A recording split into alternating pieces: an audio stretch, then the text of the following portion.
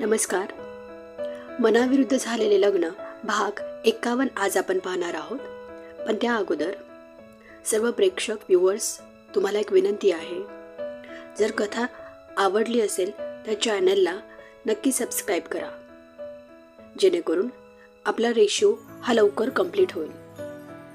सुरुवात करूया आपल्या कथेपासून. तू जा किचनमध्ये, बघ काय हवं ते आईला. एकटीच करते ती, त्यात पोळ्यांचा घाट घातला आहे तिनं. नको म्हणताना आपलं कार्टून कुठे गेलं काय माहीत. नको त्यावेळी टपकत असते. राज साहित्य एका टोपली टाकत म्हणाला, हो हाय भावड्या, तुमने पुकारा और हम चले आए. झाली का पूजा करून? राजची बहीण धाडकन खाली बसत म्हणाली. तशी माया हसली.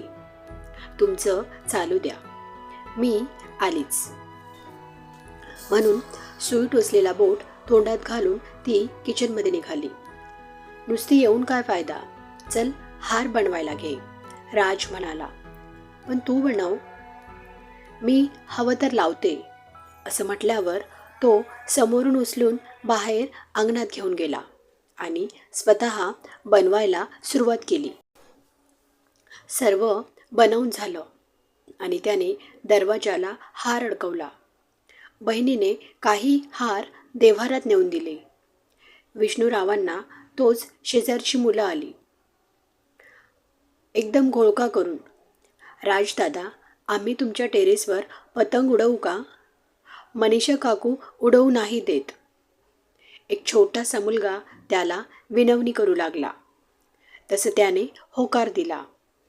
पण मुलांचा गोंधळ ऐकून आई बाहेर आली आणि म्हणाली, राज, हे काय, लोकांची मुलं आणि टेरेसवरून पडली तर काय?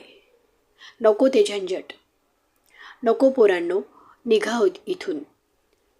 डोक्याला ताप नको आमच्या.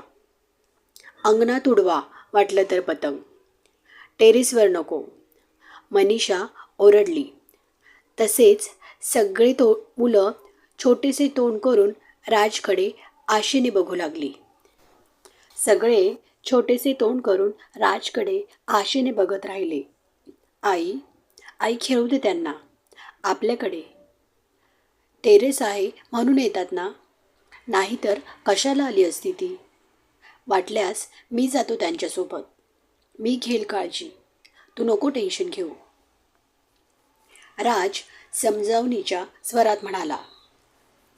तसे सगळी मुलं राजच्या नावाने गोंधळ करू लागले. आईने शेवटी हार मानली आणि होकार दिला. तसे सगळे बच्चा कंपनी आणि राज पतंग उडवायला वर गेली. बहिणीनं पाहिलं आणि पुरण वाटायचं ऐकून धूम पळाली. ती गेल्यावर मायाने पुरण चाळणीवर वाटायला घेतलं. तुला माहीत आहे माया, मी लग्न करून आले तेव्हा किती लोक होते घरात. एवढ्यांना जेवण करायला बनवायला खूप वेळ लागायचा आणि सगळं चुलीवर, वाट्यावर पाट्यावर. वाटण नको वाटायचं. हल्ली तेवढं बरं आहे तुम्हाला, नवीन टेक्नॉलॉजी आली आहे. नाहीतर पुरण वाटायचं म्हटलं तर कंबर जायची. पण एक होतं, त्यामुळे स्त्रीचा व्यायाम होत होता.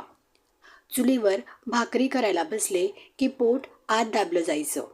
त्यामुळे